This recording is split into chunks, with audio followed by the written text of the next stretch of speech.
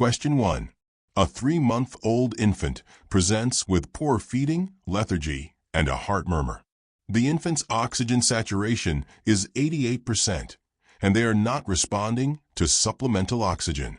What is the priority intervention? A. Administer prostaglandin to maintain ductal patency. B. Start resuscitation with epinephrine and intubation. C. Perform an echocardiogram to confirm the defect. D. Transfer to a pediatric cardiology unit for immediate intervention. Answer. A. Administer prostaglandin to maintain ductal patency. Rationale. Poor feeding, lethargy, heart murmur, and hypoxia are signs of a congenital heart defect, such as a ductal-dependent lesion. Prostaglandin is administered to maintain ductal patency in conditions like transposition of the great arteries until surgical intervention is possible. Question 2. A 10-year-old child presents with a fever, a red rash on the face, and a lacy rash on the trunk. The child is also experiencing joint pain. What is the most likely diagnosis and priority intervention? A. Scarlet fever. Initiate penicillin therapy. B. Fifth disease. Provide supportive care and hydration. C. Measles. Isolate and administer vitamin A. D. Rubella. Administer MMR vaccine. Answer. B. Fifth disease. Provide supportive care and hydration. Rationale. Fifth disease, caused by parvovirus B19, typically presents with a slapped cheek, rash, and a lacy rash on the body, along with joint pain. Treatment is supportive, including hydration and pain management. Scarlet fever requires antibiotics, while rubella and measles present with different rash patterns. Question 3. A 2-year-old child with asthma is admitted to the ER with respiratory distress, audible wheezing, and tachypnea. After administering albuterol, the child shows minimal improvement. What is the next best intervention? A. Administer systemic corticosteroids to reduce inflammation. B. Administer a second dose of albuterol and evaluate response. C. Start IV magnesium sulfate to relax the bronchioles. D. Intubate and prepare for mechanical ventilation. Answer. A. Administer systemic corticosteroids to reduce inflammation. Rationale. If albuterol provides insufficient relief, systemic corticosteroids are necessary to reduce airway inflammation in moderate to severe asthma exacerbations. Magnesium sulfate may be used in refractory cases, but corticosteroids are the priority for inflammation control. Question 4. A child with sickle cell anemia presents with severe bone pain, swelling, and tenderness. The child is febrile and has a white blood cell count of 16,000 per cubic millimeter. What is the most likely complication? A. Osteomyelitis. B. Avascular necrosis of the bone. C. Sickle cell pain crisis with bone infarction. D. Sepsis secondary to bone infection. Answer. A. Osteomyelitis. Rationale. In children with sickle cell anemia, the risk of osteomyelitis is high due to impaired splenic function and blood flow to the bones. Fever and elevated WBC suggest an infection, making osteomyelitis the most likely complication. A pain crisis would not typically present with fever and a high WBC. Question 5.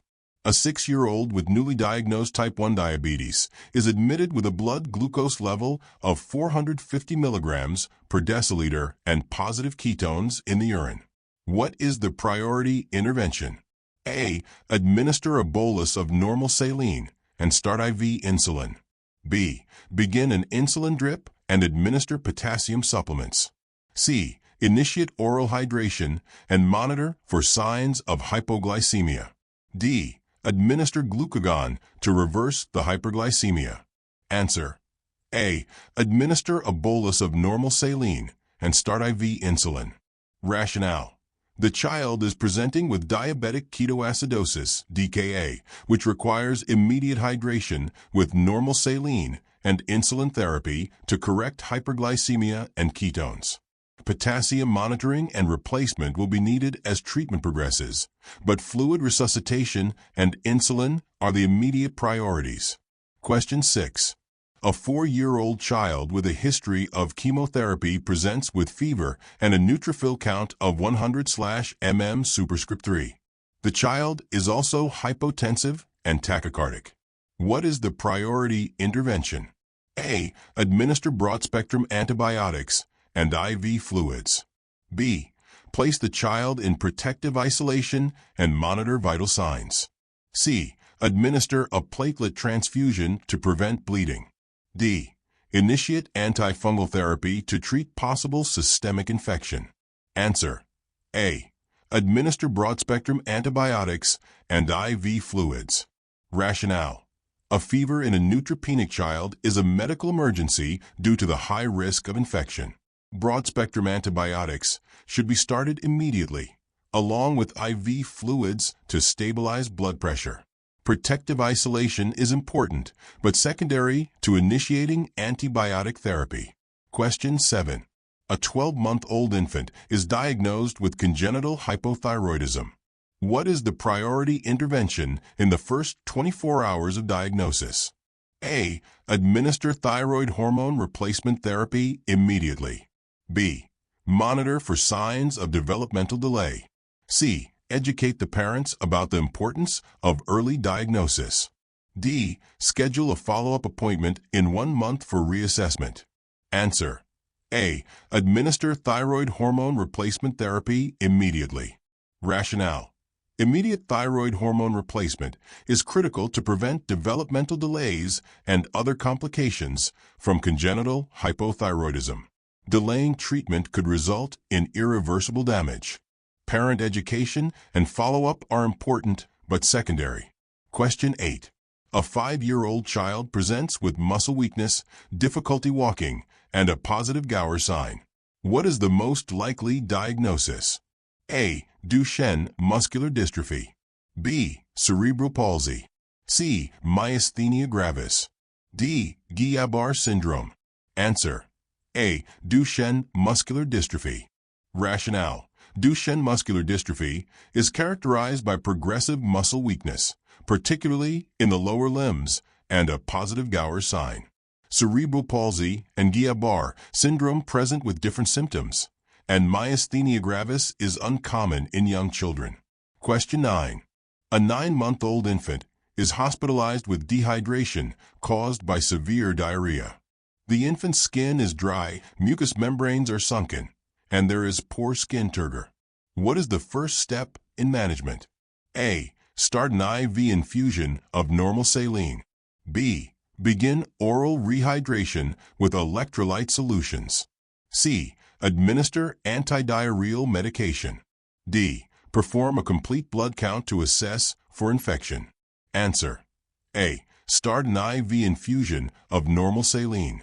Rationale: in a severely dehydrated infant with poor skin turgor and sunken mucous membranes, IV fluids, normal saline, are the first step for rehydration. Oral rehydration may be appropriate in less severe cases. Question 10. A 16-year-old male presents with sudden onset abdominal pain, fever, and right lower quadrant tenderness. What is the next best step in management?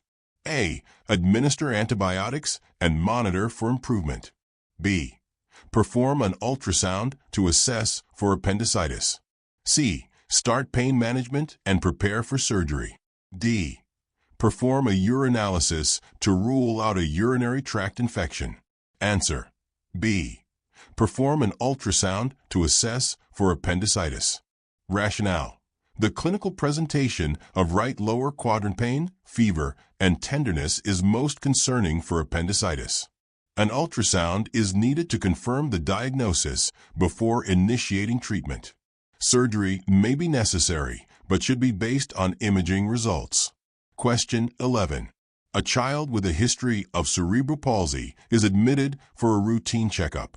The child is nonverbal and has poor muscle control. What is the priority nursing intervention?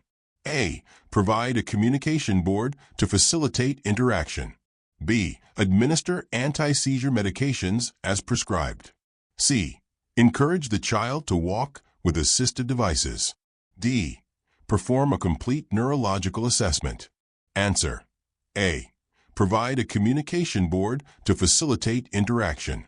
Rationale: nonverbal children with cerebral palsy may benefit from alternative communication methods, such as a communication board, to express their needs.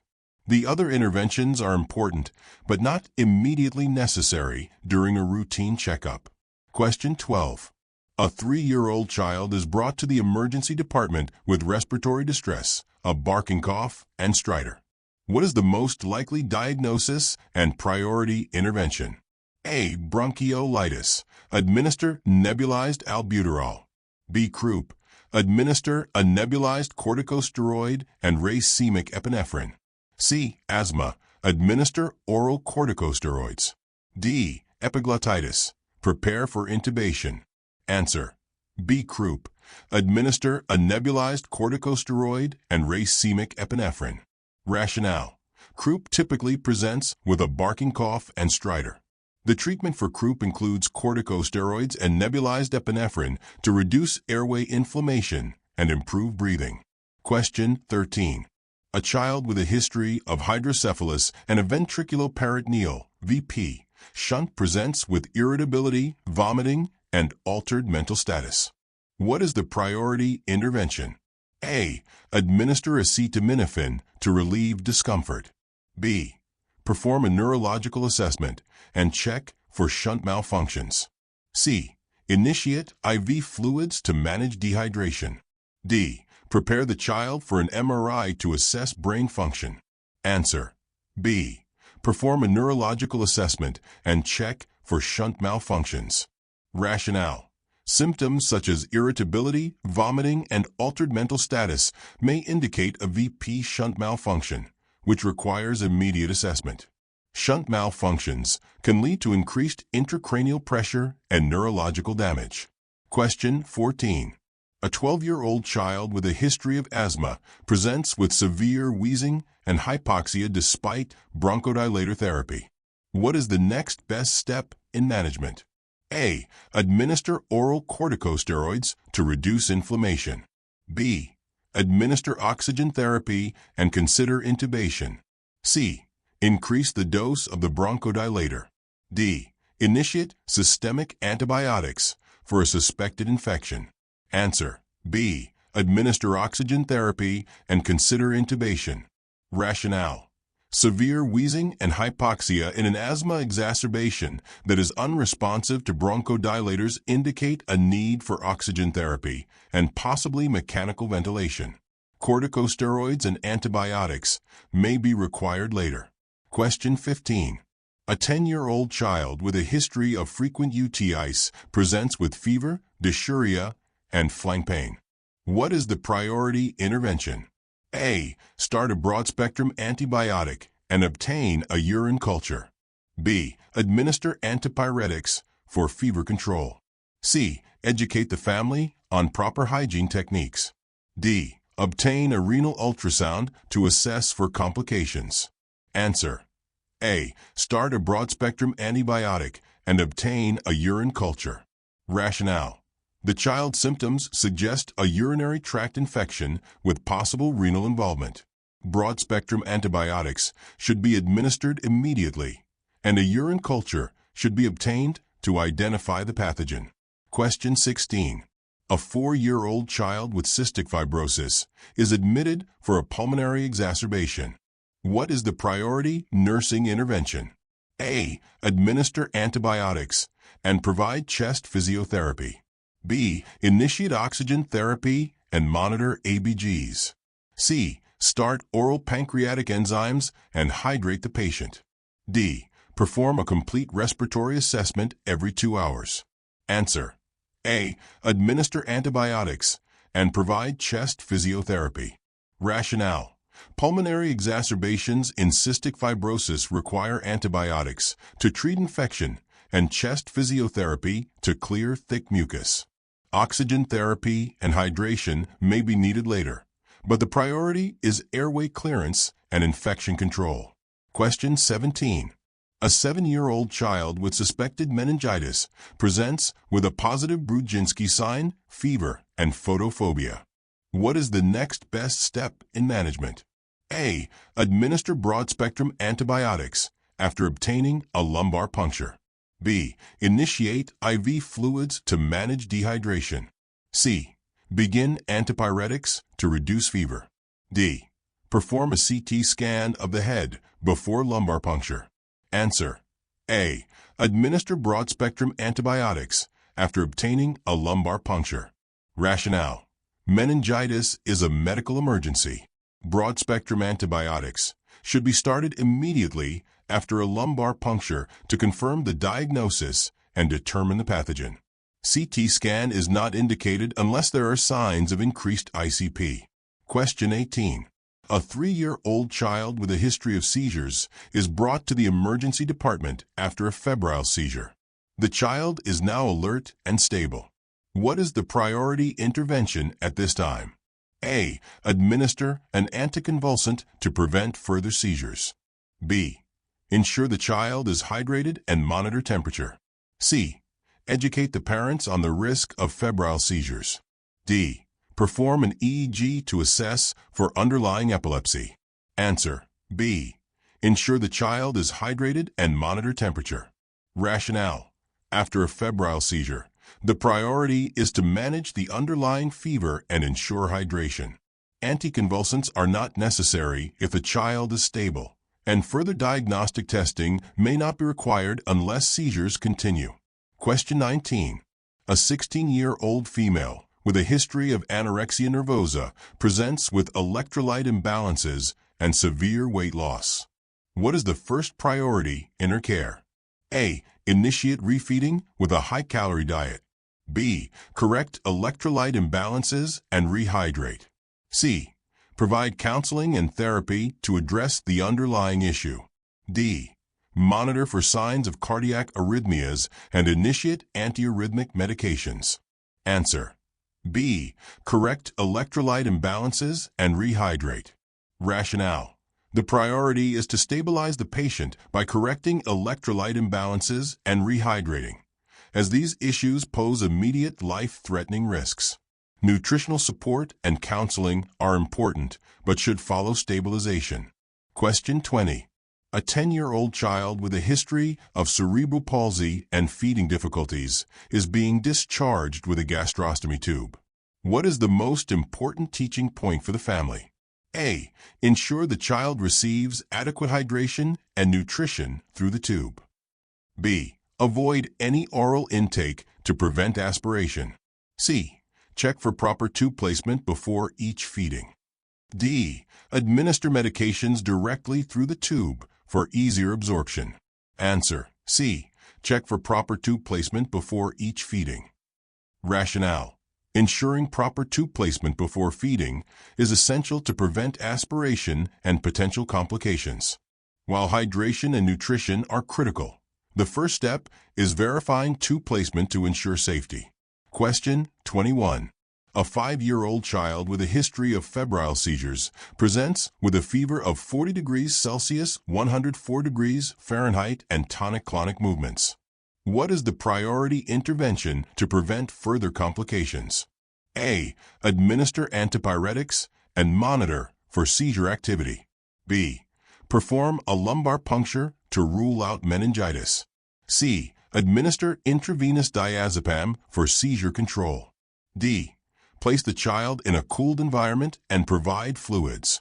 Answer: C. Administer intravenous diazepam for seizure control. Rationale: febrile seizures are common in young children, but if the seizure lasts for more than 5 minutes, intravenous diazepam is the priority to stop the seizure. Antipyretics and cooling are important, but do not address the seizure's immediate risk. Question 22. A 9-month-old infant presents with jaundice, irritability, and poor feeding. Liver function tests are elevated, and the infant's growth has slowed significantly. What is the priority intervention to prevent liver failure? A. Start corticosteroid therapy to reduce inflammation. B. Initiate phototherapy to reduce bilirubin levels. C. Prepare the infant for urgent liver transplantation. D. Perform a biliary atresia surgery to correct the defect. Answer: D. Perform a biliary atresia surgery to correct the defect. Rationale: biliary atresia requires prompt surgical intervention to correct the blockage and prevent liver failure. Corticosteroids and phototherapy do not address the underlying anatomical issue. Liver transplantation is a last resort and is not immediately necessary. Question 23. A 3-year-old child presents with dehydration from severe vomiting and diarrhea. The child's blood pressure is 90/60 millimeters of mercury. Heart rate is 150 BPM, and respiratory rate is 40 breaths per minute. What is the first priority intervention? A. Administer oral rehydration solutions, ORS, to replenish fluids. B. Start IV normal saline bolus to restore circulation. C. Administer antiemetics to reduce vomiting. D. Place the child in a semi-Fowler's position to ease breathing. Answer: B. Start IV normal saline bolus to restore circulation. Rationale: given the child signs of dehydration and hypotension, the first priority is to start IV fluids to restore circulating volume. ORS can be considered later if the child's condition stabilizes, but IV fluids are necessary to address the acute situation. Question 24. A 6-year-old child with a known diagnosis of asthma presents with severe wheezing, chest tightness, and a peak flow of 45% of their personal best. After administering albuterol, the child shows no improvement. What is the next intervention? A. Administer oral corticosteroids to reduce airway inflammation. B. Administer a nebulized corticosteroid. C. Start continuous albuterol nebulization and prepare for intubation. D. Administer epinephrine intramuscularly to reverse bronchoconstriction. Answer: C. Start continuous albuterol nebulization and prepare for intubation. Rationale: in a severe asthma exacerbation with no improvement after albuterol, continuous nebulization of bronchodilators is needed. If this does not improve the condition, intubation may be necessary to secure the airway. Corticosteroids and epinephrine are important, but are secondary in this setting. Question 25. A 7-year-old child presents with intense abdominal pain, fever, and right lower quadrant tenderness. The child has a WBC count of 16,000 per cubic millimeter. What is the next step in management after stabilizing the child? A. Administer broad-spectrum antibiotics and prepare for surgery. B. Perform a laparotomy to examine the appendix. C. Perform an ultrasound to confirm appendicitis. D. Administer IV fluids to restore hydration and wait for further symptoms. Answer: C. Perform an ultrasound to confirm appendicitis. Rationale: ultrasound is the most appropriate diagnostic tool to confirm appendicitis in a child with clinical signs and elevated WBC. Immediate surgery is not indicated without imaging confirmation, and antibiotics may be started later depending on the findings. Question 26. A 2-year-old child with a history of eczema presents with acute flaring of the skin, accompanied by fever and enlarged lymph nodes. What is the priority intervention to prevent systemic complications? A. Administer oral antibiotics for suspected bacterial superinfection. B. Initiate topical corticosteroids for skin inflammation. C. Perform a viral culture to determine the cause of the flare. D. Provide oral antihistamines to reduce itching and discomfort. Answer: A. Administer oral antibiotics for suspected bacterial superinfection. Rationale: children with eczema are at risk for bacterial superinfection, particularly with Staphylococcus aureus. Oral antibiotics are necessary to treat the infection and prevent systemic complications. Topical corticosteroids may be used later, but antibiotics are the immediate priority. Question 27. A child with cerebral palsy is admitted for a routine checkup. The child has severe spasticity and difficulty swallowing. What is the most critical aspect of the nursing care plan? A. Administer botulinum toxin to reduce spasticity. B. Ensure the child receives adequate nutrition through enteral feeding. C. Start physical therapy to improve motor function. D. Educate the family on signs of aspiration pneumonia and provide feeding precautions. Answer: D. Educate the family on signs of aspiration pneumonia and provide feeding precautions. Rationale: children with cerebral palsy often have difficulty swallowing and are at high risk for aspiration pneumonia. Educating the family on feeding precautions is the priority. Botulinum toxin and physical therapy may be part of the plan, but preventing aspiration is paramount. Question 28. A 6-month-old infant is admitted with signs of dehydration, poor feeding, and lethargy. The child's serum sodium is 155 mmol per liter. What is the priority nursing intervention? A. Administer IV fluids with a low sodium concentration. B. Administer IV fluids with isotonic saline and monitor sodium levels. C. Provide oral rehydration solutions, ORS, to restore hydration. D. Initiate IV fluids with high sodium concentration to correct hyponatremia. Answer: A. Administer IV fluids with a low sodium concentration. Rationale: hypernatremia due to dehydration requires slow correction with IV fluids that have a lower sodium concentration to avoid cerebral edema. Rapid correction with isotonic fluids could worsen the condition. Question 29. A 10-year-old child presents with sudden onset of right lower quadrant pain, fever, and vomiting. A CT scan reveals an appendiceal perforation. What is the priority intervention in this case? A. Administer IV antibiotics and prepare for emergency surgery. B. Administer oral antibiotics and monitor for complications. C. Provide pain management and fluid resuscitation. D. Place the child on nothing by mouth NPO status and prepare for a CT-guided drainage procedure. Answer: A. Administer IV antibiotics and prepare for emergency surgery. Rationale: a perforated appendix requires prompt surgical intervention along with IV antibiotics to prevent peritonitis and sepsis. Oral antibiotics are not sufficient, and pain management should not delay the immediate need for surgery and infection control. Question 30. A 4-year-old child with a known history of asthma presents with an acute exacerbation and shows signs of respiratory fatigue. What is the priority intervention at this stage? A. Administer systemic corticosteroids to reduce airway inflammation.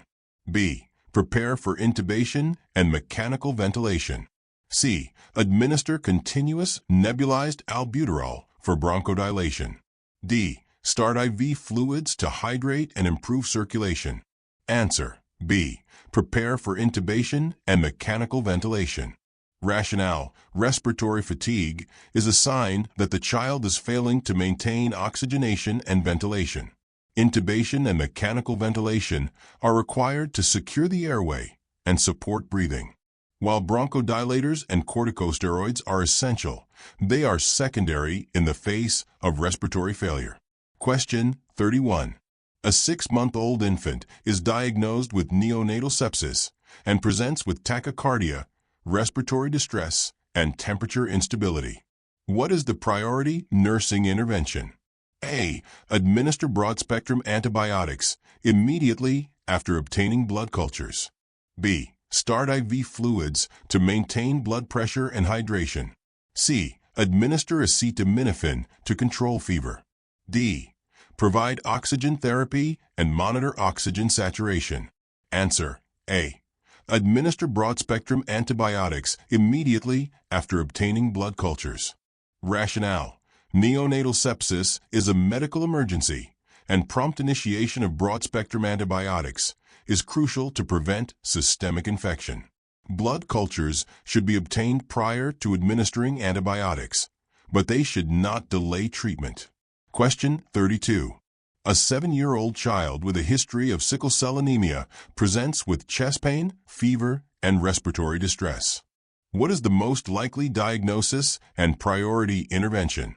A. Acute chest syndrome. Administer oxygen and initiate IV antibiotics. B. Acute stroke. Administer pain relief and initiate blood transfusion.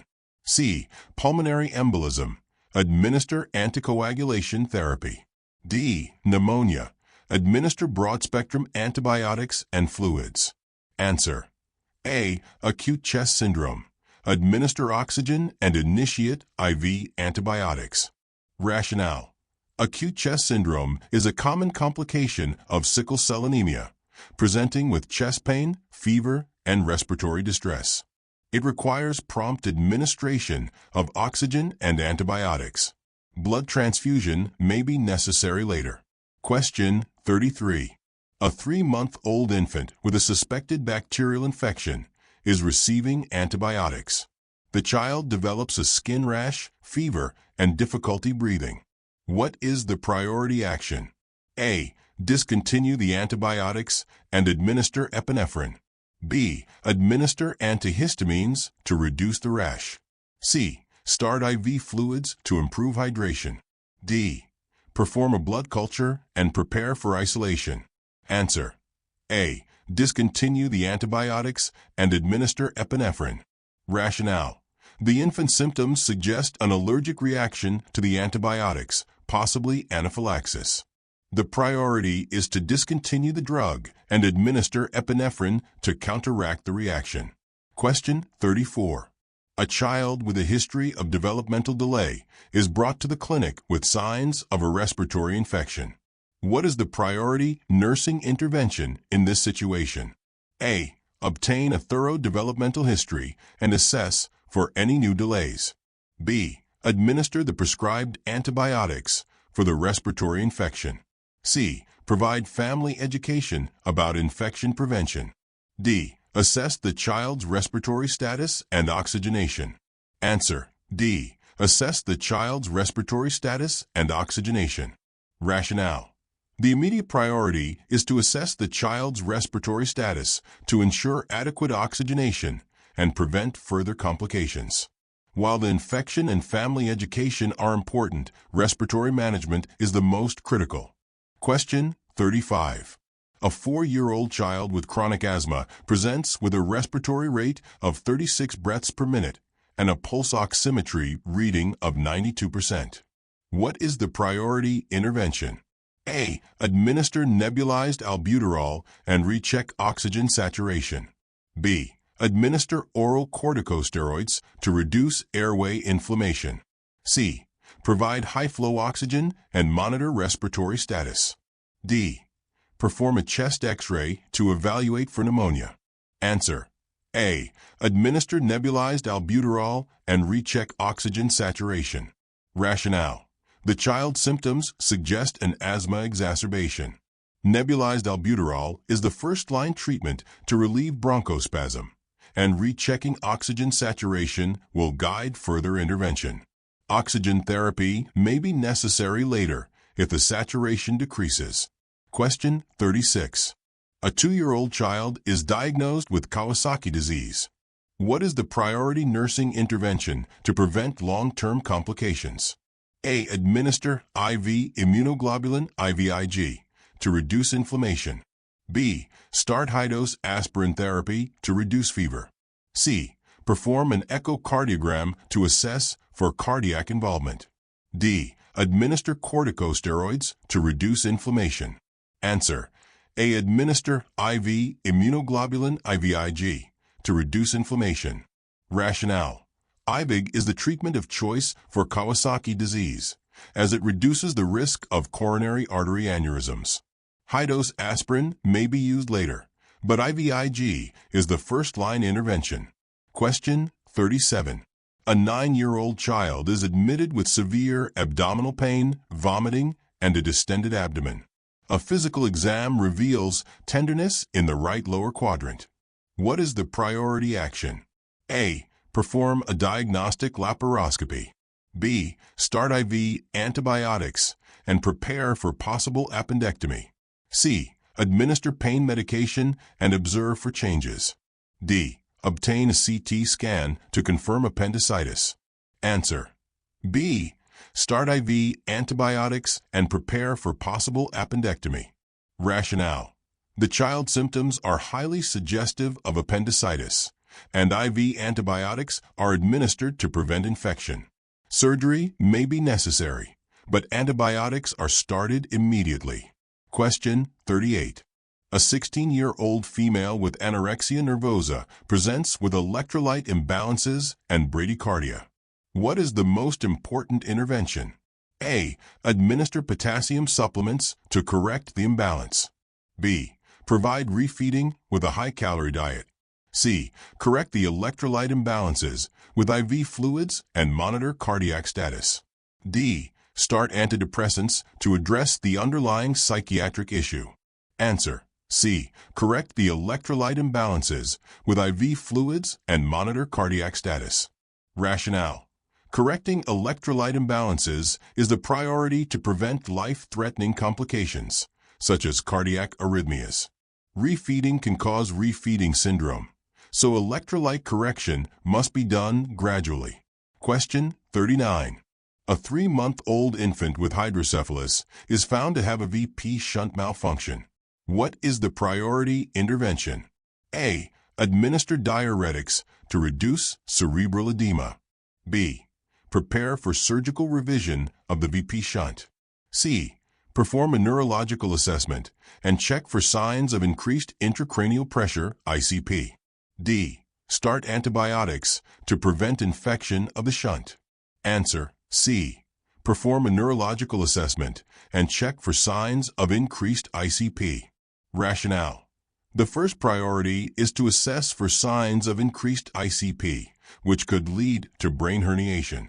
Surgical revision of the shunt may be necessary, but the assessment must come first. Question 40. A 10-year-old child with a history of cerebral palsy presents with increased muscle rigidity, difficulty swallowing, and a fever of 39 degrees Celsius, 102.2 degrees Fahrenheit. What is the most likely diagnosis and the priority intervention? A. Spasticity due to cerebral palsy. Increased dosage of muscle relaxants. B. Upper respiratory infection. Administer antibiotics. C. Central nervous system infection, e.g. meningitis. Perform a lumbar puncture. D. Malignant hyperthermia. Administer dantrolene and cooling measures. Answer. D. Malignant hyperthermia. Administer dantrolene and cooling measures. Rationale. Malignant hyperthermia is a rare but life-threatening condition that can occur in children with cerebral palsy after exposure to certain triggers like general anesthesia or severe muscle rigidity and hyperthermia. Immediate intervention with dantrolene, a muscle relaxant, and cooling measures is essential to prevent complications. Cerebral palsy, upper respiratory infections, and CNS infections may present with symptoms that overlap, but the combination of muscle rigidity, fever, and difficulty swallowing suggests a more critical condition like malignant hyperthermia. If you found this video helpful, don't forget to like, subscribe, and share with your fellow nursing students. Hit the bell icon so you never miss an update. See you in the next one. Happy studying.